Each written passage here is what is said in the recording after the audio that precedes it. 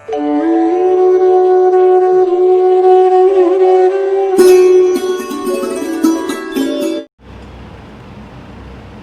વિદ્યાર્થી મિત્રો, તમે છો વાઇબ્રન્ટ બાયોલોજી ચેનલમાં બ્રિજેશ રાવલ સાથે. હવે ધ્યાનમાં લેજો કે 8મા ચેપ્ટરમાં આપણે અગાઉના લેક્ચરમાં અંતઃપટલ તંત્ર એની ચર્ચા કરી છે. અંતઃપટલ તંત્ર એમાં ભાગ લેતી રચનાઓ અંતઃકોષ રસાળ, લાઇસોસોમ્સ, ગોલ્ગી કાય અને રસધાની. જે પૈકી અંતઃકોષ રસાળ, ગોલ્ગી કાય એનો આપણે ઉલ્લેખ કરી ચૂક્યા છીએ. હવે આપણે જોઈએ આજનો ટોપિક આવે છે લાઇસોસોમ્સ. ધ્યાનમાં લેજો મિત્રો, લાઇસોસોમ્સ. સૌથી પહેલા તો લાઇસોસોમ્સના શોધક. લાઇસોસોમ્સની શોધ ક્રિશ્ચિયન ડી ડુવે નામના વૈજ્ઞાનિકે કરી છે. શોધક કોણ છે? Christian de Duve. ચાલો, આ લાઇસોસોમ્સ એનો ઉદ્ભવ યાદ કરો. ગોલ્ગી કાયનો છેલ્લો મુદ્દો ક્લિયર છે કે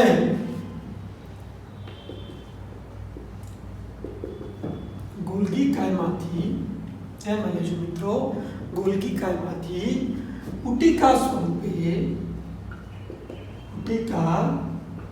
સ્વરૂપે મુક્ત થતી અંગિકા કઈ છે? લાઇસોસોમ્સ. શોધક કોણ છે ભાઈ? Christian de Duve. ઉદ્ભવ ગોલ્ગી કાયમાંથી પુટિકા સ્વરૂપે મુક્ત થાય છે. ચલો, એના પછી લઈએ છીએ એની રચના. રચના માટે ધ્યાનમાં લેજો કે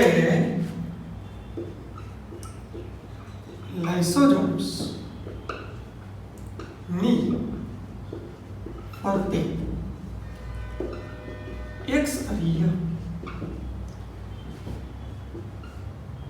લિપોપ્રોટીન, એમાં લેજો એક સ્તરીય પટલમાં અંગિકા તરીકે લેવામાં આવે છે અને લાઇસોસોમ્સની ફરતે એક સ્તરીય લિપોપ્રોટીનનું સ્તર અથવા તો આવરણ આવેલું હોય. ભાઈ, એક સ્તરીય લિપોપ્રોટીનનું આવરણ આવેલું હોય. હવે આ લાઇસોસોમ્સ, ધ્યાનમાં લેજો કે આ લાઇસોસોમ્સ એ કેટલાક ઉત્સેચકો ધરાવે. કયા ઉત્સેચકો ધરાવે છે? તો એના માટે ક્લેરિફિકેશન આપીએ છીએ. કાર્બોહાઈડ્રેસ કોનું પાચન કરી શકે ભાઈ? કાર્બોદિતનું. કાર્બોહાઈડ્રેસ. બીજો ઉત્સેચક આપીએ છીએ લાઇપેઝ. કોનું પાચન કરે ભાઈ? લિપિડનું. પછી કહીએ છીએ પ્રોટીએઝ. કોનું પાચન કરે ભાઈ? પ્રોટીનનું. એના પછી કહીએ છીએ ન્યુક્લિયેઝ. કોનું પાચન કરે? ન્યુક્લિક એસિડનું. લાઇસોસોમ્સ કાર્બોહાઈડ્રેટ્સ, લાઇપેઝ, પ્રોટીએઝ અને ન્યુક્લિયેઝ જેવા ઉત્સેચકો ધરાવે. સ્વાભાવિક છે કે આ બધા જ જે ઉત્સેચકો છે એ કયા પ્રકારના છે? તો હાઇડ્રોલેઝ પ્રકારના. કયા પ્રકારના ઉત્સેચકો છે? હાઇડ્રોલેઝ પ્રકારના. હવે શોધક કયું છે? Christian D. ઉદ્ભવ કયું છે? ગોલ્ગી કાયમાંથી પુટિકા સ્વરૂપે મુક્ત થતી અંગિકા છે. રચના કયું છે? લાઇસોસોમ્સની ફરતે એક સ્તરીય લિપોપ્રોટીનનું આવરણ આવેલું હોય. લાઇસોસોમ્સ કયા ઉત્સેચકો ધરાવે છે? કાર્બોહાઈડ્રેટ, લાઇપેઝ, પ્રોટીએઝ અને ન્યુક્લિયેઝ. હવે ધ્યાનમાં લેજો મિત્રો, ત્યાંથી થોડા આગળ વધીએ તો આ જે લાઇસોસોમ્સ છે એ કયા કાર્ય સાથે સંકળાય, હવે ધ્યાનમાં લેજો કે સૌથી પહેલા કહ્યું છે કે લાઇસોસોમ્સમાં ઉત્સેચકો આવેલા હોય. ક્લિયર કરીએ છીએ કે લાઇસોસોમ્સના ઉત્સેચકો ઇષ્ટતમ pH ની હાજરી. ક્લિયર કરીએ છીએ કે જો યોગ્ય pH હોય તો યોગ્ય pH ની હાજરીમાં સક્રિય. ચલો પહેલો કયો છે? કાર્બોહાઈડ્રેટ્સ એટલે કે કાર્બોદિત નું પાચન કરે, લાઇપેઝ લિપિડ નું પાચન કરે, પ્રોટીએઝ કોનું પાચન કરે ભાઈ? પ્રોટીન નું પાચન કરે, અને ન્યુક્લિયસ કોનું પાચન કરે છે ભાઈ? ન્યુક્લિક એસિડ નું પાચન કરી શકે. ધ્યાન દેજો. કાર્બોહાઈડ્રેટ્સ, કાર્બોદિત, lipase, lipid, protease, protein, nucleus, nucleic acid નું પાચન કરવાનું કાર્ય કરે છે. આના સિવાય મોટા કદના અણુ અને જીવાણુ એનું ભક્ષણ કરવાનું કાર્ય પણ કોનું લેવામાં આવે છે ભાઈ? લાઇસોસોમ્સ. ક્યાંથી આગળ વધીએ તો આ લાઇસોસોમ્સ એ ઘન ભક્ષણ અને પ્રવાહી ભક્ષણ માટે સહાયક છે. શેના માટે સહાયક છે? ઘન ભક્ષણ અને પ્રવાહી ભક્ષણ. ત્યાંથી થોડાક આગળ વધીએ તો ધ્યાનમાં લેજો કે આ જે લાઇસોસોમ્સ છે એ લાઇસોસોમ્સમાંથી મુક્ત થતા ઉત્સેચકો, લાઇસોસોમ્સમાંથી મુક્ત થતા ઉત્સેચકો મહાણુઓ,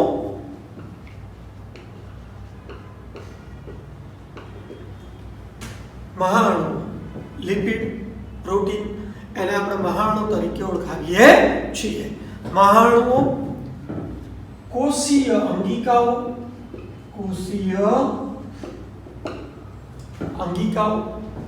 અને ધ્યાનમાં લેજો મહાણુઓ કોષીય અંગિકા નો પાચન કરી શકે એટલે નાશ કરી અને કોષના પાચન અથવા તો નાશની શક્યતા માટે જવાબદાર છે. અહીંયા કોષનો નાશ કરવાની શક્યતા છે. કોષનો નાશ કરવાની શક્યતા હોવાના કારણે આ જે લાઇસોસોમ્સ છે ને એ લાઇસોસોમ્સને શું કહીશું આપણે ભાઈ? આત્મઘાતી કોથળી અથવા તો આત્મઘાતી અંગિકા, આત્મઘાતી કોથળી કહી શકાય.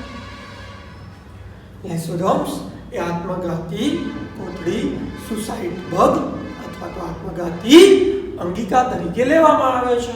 ધ્યાનમાં લેજો મિત્રો. લાઇસોસોમ્સ શોધક છે ક્રિશ્ચિયન હેડુવે.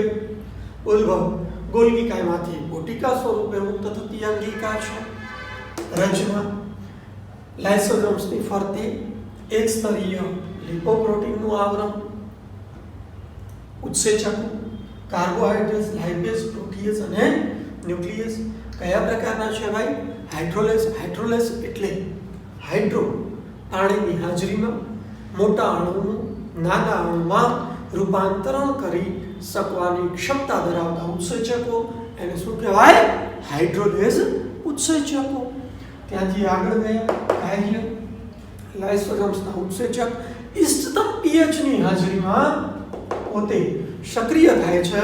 સક્રિય થાય એટલે કાર્બોદિત, લેક્ટેઝ મીન્સ લિપિડ, પ્રોટીઝ પ્રોટીન અને ન્યુક્લિયસ ન્યુક્લિક એસિડનું પાચન કરી શકે. બીજું, મોટા કદના અણુ અને જીવાણુનું ભક્ષણ કરવાની ક્ષમતા છે. ઘન અને પ્રવાહી ભક્ષણો સાથે સંકળાય છે અને લાઇસોસોમ્સ માંથી મુક્ત થતા ઉત્સેચક મહાણુ, કોષીય અંગિકા એનું પાચન કરવાની ક્ષમતા ધરાવે એટલે પાચન થવાના કારણે કોષનો નાશ કરી શકવાની શક્યતા છે, જેના કારણે લાઇસોસોમ્સને આત્મઘાતી અંગિકા અથવા તો આત્મઘાતી કોથળી તરીકે ઓળખવામાં આવે છે. ધ્યાનમાં લેજો મિત્રો. લાઇસોસોમ્સ સમજાવો.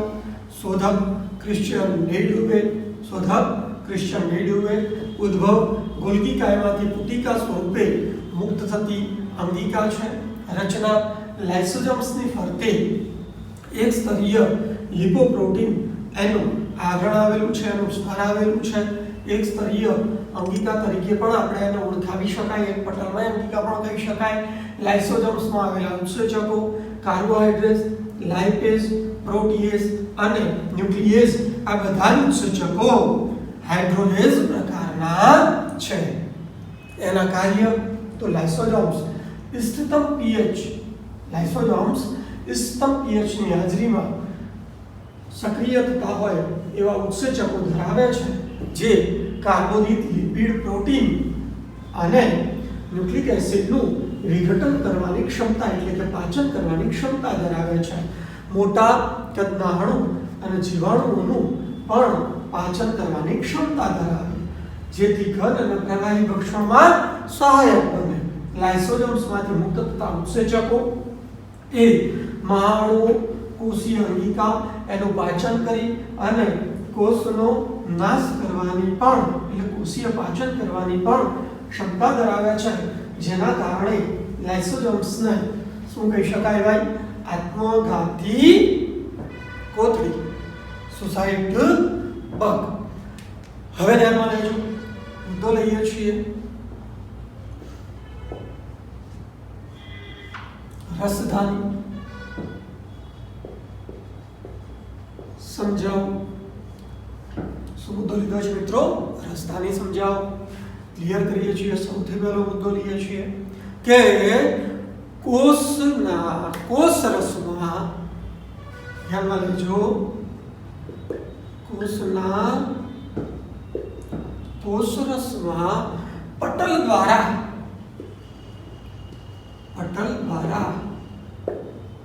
ઘેરાયેલ રચના ને શું કહી શકાય ભાઈ? રસધાની કહેવાય. કોષરસમાં પટલ દ્વારા ઘેરાયેલ રચના એને શું કહી શકાય ભાઈ? રસધાની. હવે આ રસધાનીમાં આવેલું શું હોય ભાઈ? તો ધ્યાનમાં લેજો કે રસધાનીમાં એક તો શું આવેલું છે ભાઈ? પાણી. બીજું શું આવેલું છે? ઉત્સર્ગ દ્રવ્યો. અને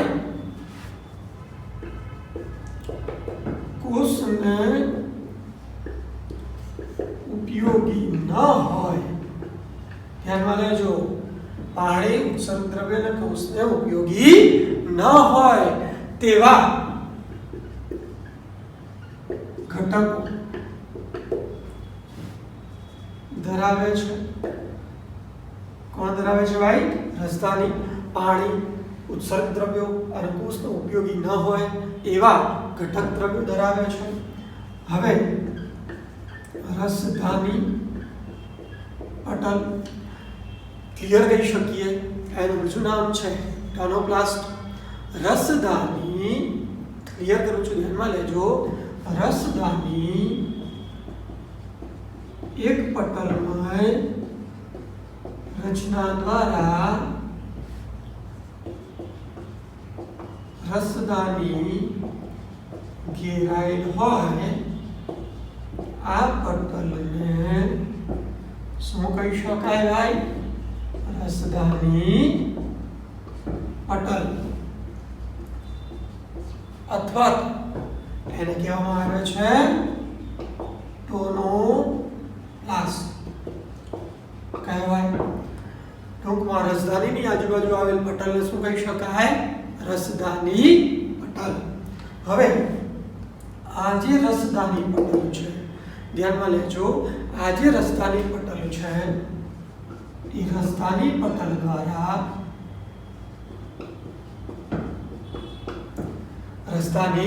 પટલ દ્વારા આયનો અને અન્ય ઘટકોનું ક્લિયર કરું છું. સકેન્દ્રણ ઢાળાંશની વિરુદ્ધ દિશામાં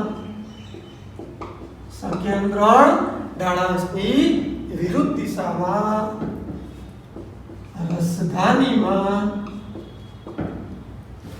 પ્રવેશ શક્ય બનાવે. રસધાની પટલ દ્વારા જ આ આયનો અને અન્ય ઘટકો એ સકેન્દ્રણ ઢાળાંશની વિરુદ્ધ દિશામાં રસધાનીમાં પ્રવેશી શકે છે. બરોબર છે? જેથી ધ્યાનમાં લેજો કે રસધાનીમાં કોષરસની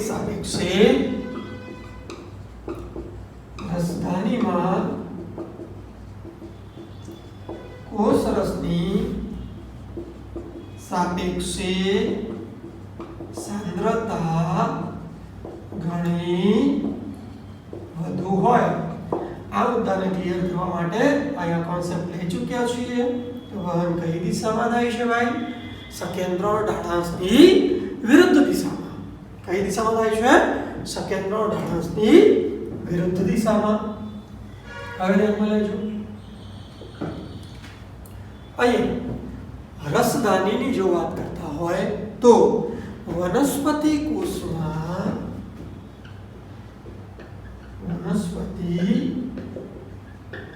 કોષમાં ખાસ અને ધ્યાનમાં લેવા જેવું 90%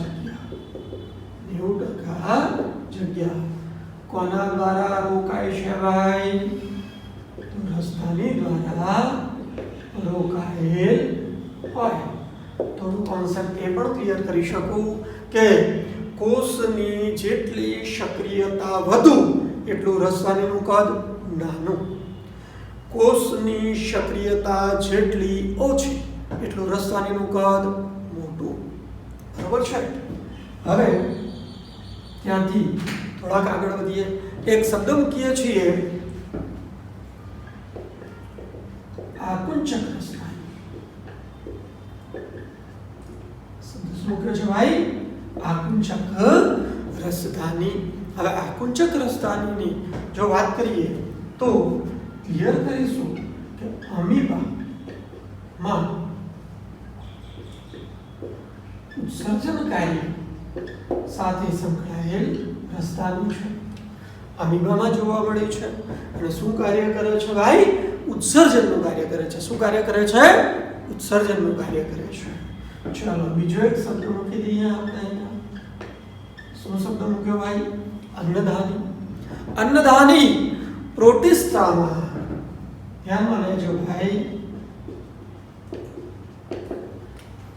પ્રોટિસ્ટામાં અન્નધાનીનું નિર્માણ ખાદ્ય પદાર્થોના ગ્રહણ માટે થાય. અન્નધાનીનું નિર્માણ શેના માટે થાય છે ભાઈ? ખાદ્ય પદાર્થોના ગ્રહણ માટે થાય. ફરીથી એકવાર ક્લિયર કરું છું. આકુંચક રસધાની એ અમીબામાં જોવા મળે છે અને ઉત્સર્જન કાર્ય સાથે સંકળાય છે. અન્નધાની પ્રોટિસ્ટામાં જોવા મળે છે અને ખાદ્ય પદાર્થોના ગ્રહણના કાર્ય સાથે સંકળાય છે. વનસ્પતિ કોષમાં લગભગ 90% જગ્યા રસધાની દ્વારા રોકાયેલ છે. રસધાની પટલ દ્વારા ઘેરાયેલ રસધાની રચના એને રસધાનીમાં પાણી અને ઉત્સર્ગ દ્રવ્યો જે કોષનો ઉપયોગી ન હોય તેવા ઘટકો આવેલા હોય છે. રસધાની પટલ રસધાનીની આસપાસ એક પટલમય રચના જેને કહેવામાં આવે રસધાની પટલ અથવા તો ટોનોપ્લાસ્ટ કહી શકાય. રસધાની પટલ આયનો અને અન્ય ઘટકોના સકેન્દ્ર ઢાળાંશની વિરુદ્ધ દિશામાં કોષ રસમાંથી રસધાનીમાં વહન માટે સંકળાય અને જેથી રસધાનીમાં કોષ રસની સાપેક્ષે સાંદ્રતા ઘણી વધુ હોય. વનસ્પતિ કોષમાં 90% જગ્યા રસધાની દ્વારા રોકાય છે અને અન્નધાની તો પ્રોટિસ્ટામાં અન્નધાનીનું નિર્માણ ખાદ્ય પદાર્થોના ગ્રહણ માટે થાય છે. ફરીથી ક્લિયર કરું છું, ધ્યાનમાં લેજો. રસધાની કોષ રસમાં રહેલ પટલ દ્વારા ઘેરાયેલ રચના રસધાની છે. પછી ક્લિયર કરીએ છીએ કે રસધાનીમાં શું આવેલું હોય ભાઈ? તો આમ તો ધાની રસ આવેલો હોય જે પાણી અને ઉત્સર્ગ દ્રવ્યો ધરાવતા હોય જે કોષ માટે ઉપયોગી ન હોય એવા ઘટકો ધરાવે છે. ત્યાંથી આગળ વધ્યા તો રસધાની પટલ રસધાની એક પટલમય રચના દ્વારા ઘેરાયેલ છે જેને રસધાની પટલ અથવા તો ટોનોપ્લાસ્ટ તરીકે ઓળખવામાં આવે છે. ત્યાંથી આગળ વધ્યા તો રસધાની પટલ એનું કાર્ય આયનો અને અન્ય ઘટકોનું સકેન્દ્રણ ઢાળાંશની વિરુદ્ધ દિશામાં અને રસધાનીમાં વહન કરવા માટે જવાબદાર ગણાય છે. રસધાની એનો જે ધાની રસ છે એની સાંદ્રતા એ કોષ રસની સાંદ્રતા કરતાં અનેક ગણી વધારે હોય. વનસ્પતિ કોષ તો એમાં 90% જગ્યા તો માત્ર અને માત્ર રસધાની દ્વારા રોકાય છે. આકુંચક રસધાની તો અમીબામાં ઉત્સર્જન કાર્ય સાથે સંકળાય છે. અન્નધાની પ્રોટિસ્ટામાં અન્નધાનીનું નિર્માણ એ ખાદ્ય પદાર્થોના ગ્રહણ માટે થાય છે. હવે ધ્યાનમાં લેજો, આપણે અહીંયા સુધી જે ક્લેરિફિકેશન આપ્યું એ અંતઃપટલ તંત્ર. શું ક્લિયર કર્યું આપણે? અંતઃપટલ તંત્ર એમાં ભાગ લેતી અંગિકાઓ લીધી છે, જે પૈકી 2 અંગિકાઓ આજે લીધી છે. કઈ? લાઇસોસોમ્સ અને રસધાની. હવે ત્યાંથી આગળનું નેક્સ્ટ ક્વેશ્ચન લઈએ છીએ કે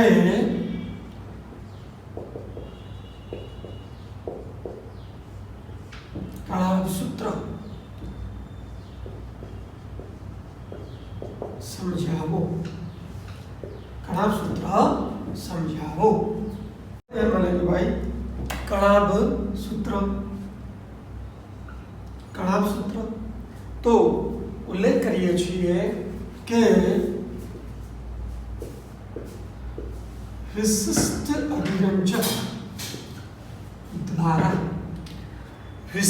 અભિરંજક દ્વારા અભિરંજિત કર્યા બાદ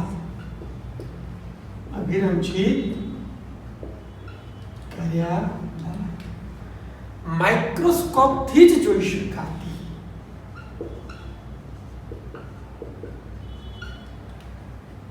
વિશિષ્ટ અભિરંજક દ્વારા અભિરંજિત કર્યા બાદ માઇક્રોસ્કોપ દ્વારા જોઈ શકાતી બેવડી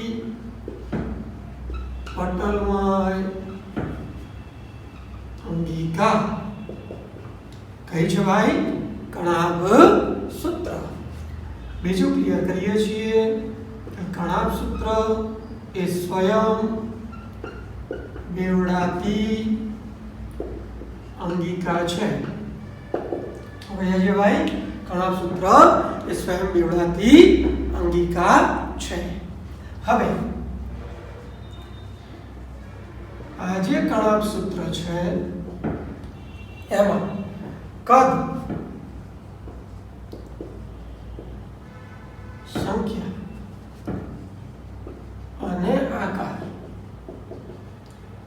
શું જોવા મળે છે ભાઈ? વિવિધતા. કદ, સંખ્યા અને આકારમાં શું જોવા મળે છે? વિવિધતા. ચલો સૌથી પહેલા તો વાત કરીએ કદની. કદની જો વાત કરીએ તો એનો વ્યાસ ધ્યાનમાં લેજો. એનો વ્યાસ 0.2 માઇક્રોન થી 1 માઇક્રોન. બરોબર.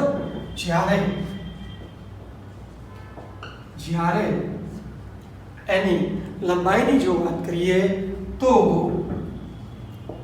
1 માઇક્રોન થી 4.1 માઇક્રોન જેટલી છે. કદ કયું છે? બીજો શબ્દ લઈએ છીએ સંખ્યા. સંખ્યાની જો વાત કરીએ તો ગણાંક સૂત્રની સંખ્યા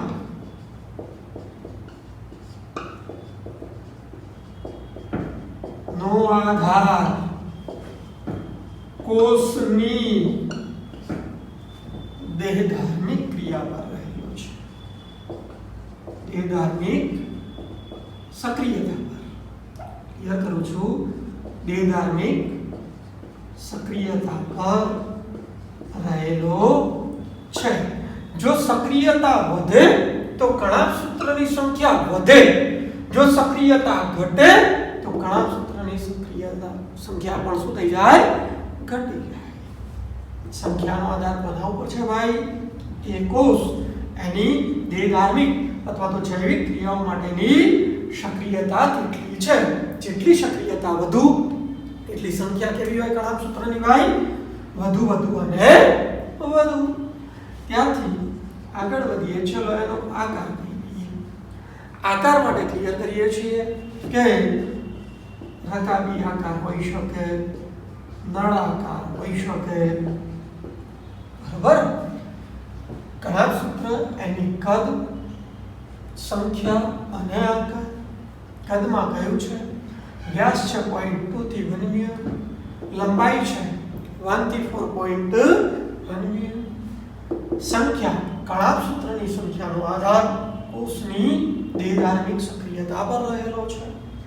આકાર રકાબી આકાર હોઈ શકે, નળાકાર હોઈ શકે. હવે ધ્યાનમાં લેજો. ગણાંક સૂત્ર એની રચનાનું ક્લેરિફિકેશન આપીએ છીએ. રચનાનું ક્લેરિફિકેશન આપીએ એમાં સૌથી પહેલા તો ગણાંક સૂત્ર એ બેવડી પટલમય અંગિકા છે. ગણાંક સૂત્ર એ બેવડી પટલમય અંગિકા છે. એમાં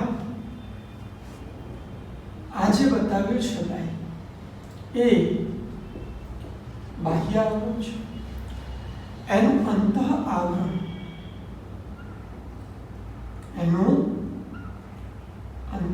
આવરણ એ આ પ્રવર્ધો સ્વરૂપે ગોઠવાય.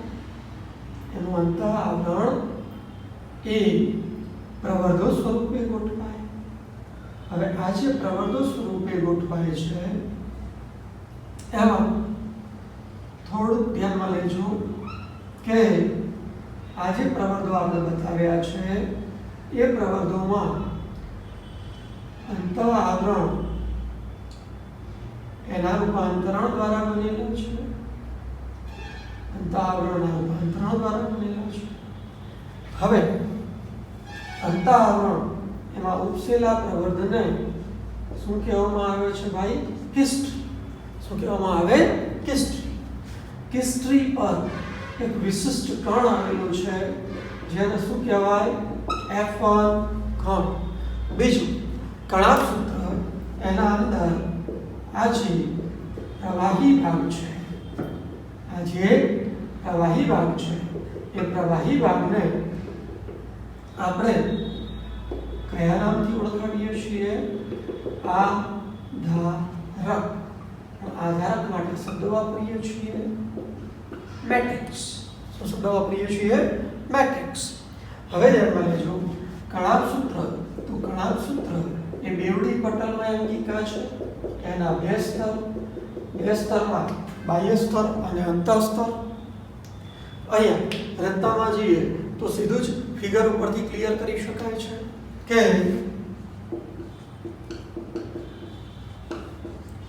કણાપ સૂત્ર એ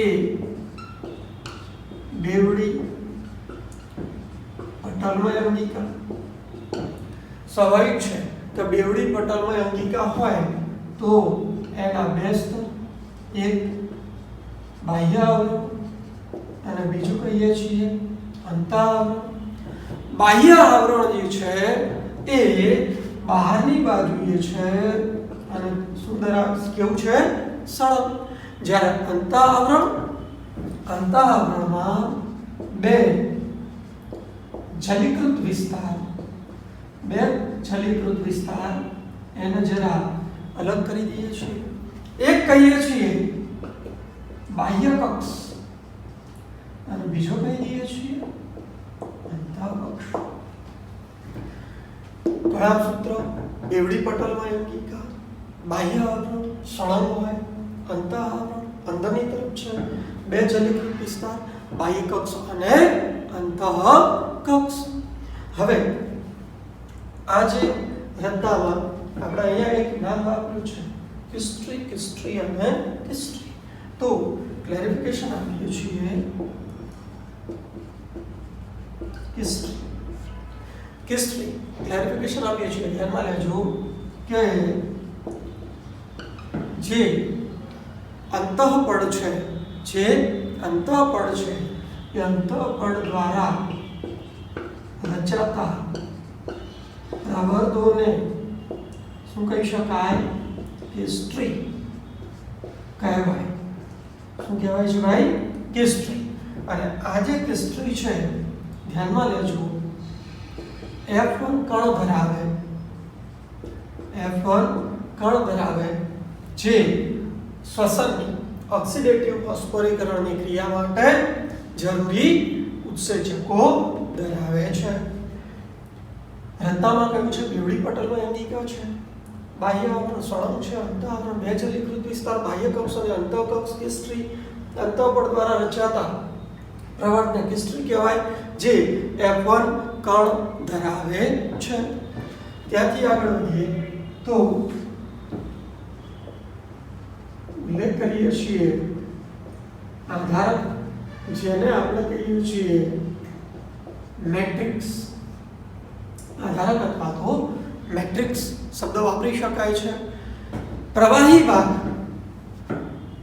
ધ્યાનમાં લેજો, કણાપ સૂત્રમાં રહેલા પ્રવાહી ભાગને શું કહી શકાય?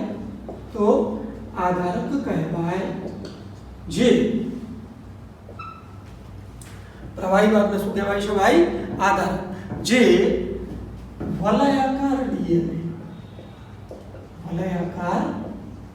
ડીએનએ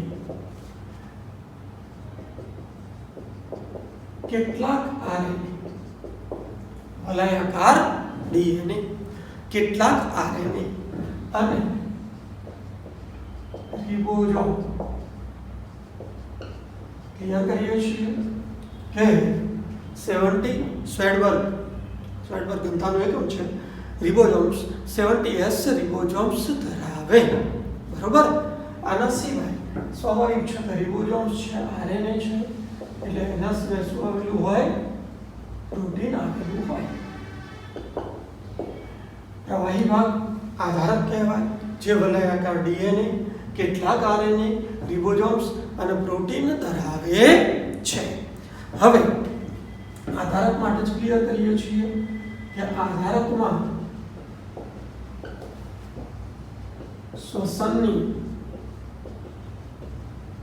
શરૂઆત કરતા ઉત્સેચકો પણ આવેલા હોય. શ્વસનની શરૂઆત કરાતા ઉત્સેચકો પણ આધારકમાં આવેલા હોય છે.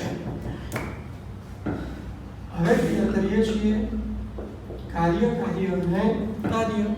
મુદ્દા ફરીથી ક્લિયર કરું, ધ્યાનમાં લેજો. વિશિષ્ટ અભિરંજક દ્વારા અભિરંજિત કર્યા બાદ માઇક્રોસ્કોપ દ્વારા જોઈ શકાતી બેવડી પટલમય અંગિકા છે. સ્વયં બેવડાતી અંગિકા છે. કણાપ સૂત્ર કદ, સંખ્યા અને આકારમાં વિવિધતા ધરાવે. કદમાં વ્યાસ 0.2 થી 1 મીમી અને લંબાઈ 1 થી 4.9 1 માઇક્રોન. સંખ્યા, કણાભસૂત્રની સંખ્યા, એનો આધાર કોષની દેહધાર્મિક અથવા તો જૈવિક સક્રિયતા પર રહેલો છે. આકાર રકાબી કે નળાકાર. રચના બેવડી પટલમય અંગિકા, બાહ્ય અને અંતઃઆવરણ. બાહ્ય આવરણ બહારની બાજુએ છે, સળંગ છે. બરાબર, બહારની બાજુએ છે, સળંગ છે. જે અંતઃઆવરણ છે એના બે ચલીકૃત વિસ્તાર છે, બાહ્ય કક્ષ અને અંતઃકક્ષ. અંતઃપટલ દ્વારા જે પ્રવર્ધો રચાય છે એ પ્રવર્ધને શું કહેવામાં આવે છે? કેસ્ટ્રી. કેસ્ટ્રી એ શું ધરાવે છે? વિશિષ્ટ કણ ધરાવે, F1 કણ, જે ઓક્સિડેટિવ ફોસ્ફોરીકરણ માટેના ઉત્સેચકો ધરાવે છે. આધારક, તો પ્રવાહી ભાગને શું કહેવામાં આવે છે ભાઈ? આધારક. જે વલયાકાર ડીએનએ કેટલાક આરએનએ રિબોઝોમ્સ અને પ્રોટીન ધરાવે છે. આધારકમાં શ્વસનની ક્રિયાની શરૂઆત કરતા ઉત્સેચકો પણ આવેલા હોય છે. હવે કણાભસૂત્ર એનું કાર્ય તો ક્લિયર કરીએ છીએ કે શ્વસન માટેનું સ્થાન કણાભસૂત્ર છે. એનું કાર્ય શું કહી દીધું ભાઈ? શ્વસન માટેનું સ્થાન છે. બીજું કે કોષીય શક્તિ તરીકે એટીપી નું સંશ્લેષણ કરે છે અને સંશ્લેષણ કરતું હોવાથી જે કણાભસૂત્ર છે એને કોષનું ઉર્જાગર, શક્તિગર કે પાવર હાઉસ કહેવાય. શું કાર્ય કરે છે ભાઈ? એટીપી નું સંશ્લેષણ કરે છે. આ એટીપી આપણા શરીરમાં થતી દેહધાર્મિક ક્રિયાઓ માટે જરૂરી શક્તિ પૂરી પાડે છે. ત્યાંથી થોડાક આગળ ક્લિયર કરીએ છીએ કે આ જે કણાભસૂત્ર છે એ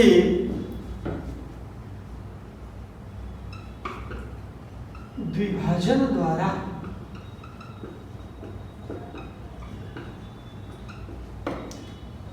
બેવડાતી અંગિકા છે. કણાભસૂત્ર એ દ્વિભાજન દ્વારા વિભાજન પામે છે. શબ્દો ફરીથી ક્લિયર કરું, ધ્યાનમાં લેજો. કણાભસૂત્ર વિશિષ્ટ અભિરંજક દ્વારા અભિરંજિત કર્યા બાદ જ અને માઇક્રોસ્કોપ દ્વારા જોઈ શકાય છે. સ્વયં બેવડાતી અંગિકા છે. કદ, સંખ્યા અને આકારમાં વિવિધતા છે. કદ એમાં વ્યાસ 0.2 થી 1 mm, લંબાઈ છે 1 થી 4.1 mm. સંખ્યાનો આધાર દેહધાર્મિક સક્રિયતા પર રહેલો છે. આકાર રકાબી કે નળાકાર. રચના સ્વયં બેવડાતી અંગિકા, બાહ્ય અને અંત આવરણ ધરાવે છે. બાહ્ય આવરણ સળંગ છે, બહારની બાજુએ છે. અંત આવરણ બે જલીકૃત વિસ્તારો ધરાવે, બાહ્ય કોષ અને અંતઃકોષ. કેસ્ટ્રી અંતઃપટલ દ્વારા રચાતા પ્રવર્ધને કેસ્ટ્રી કહેવાય, જે F1 કણ ધરાવે છે. આધારક, પ્રવાહી ભાગને આધારક કહેવાય, જે વલયાકાર ડીએનએ કેટલાક આરએનએ અને રિબોઝોમ્સ તેમજ પ્રોટીન ધરાવે છે. આધારક એમાં શ્વસનની શરૂઆત કરાવતા ઉત્સેચક આવેલા છે. કાર્ય શ્વસન માટેનું સ્થાન કણાભસૂત્ર છે. કોષીય શક્તિ તરીકે એટીપી નું સંશ્લેષણ કરતું હોવાથી એને પાવર હાઉસ, કોષનું શક્તિગર અથવા તો કોષનું ઉર્જાગર પણ કહી શકાય. હવે ધ્યાનમાં લેજો કે આપણે અહીંયા 3 મુદ્દા આજે લીધા છે. કયા? લાઇસોસોમ્સ, રસધાની અને કણાભસૂત્ર. બરોબર. હવે આ જે મુદ્દા છે એમાં 2 લાઇસોસોમ્સ અને રસધાની એ અંતઃપટલ તંત્ર એના ભાગ તરીકે આપણે લીધેલી છે. ઓકે.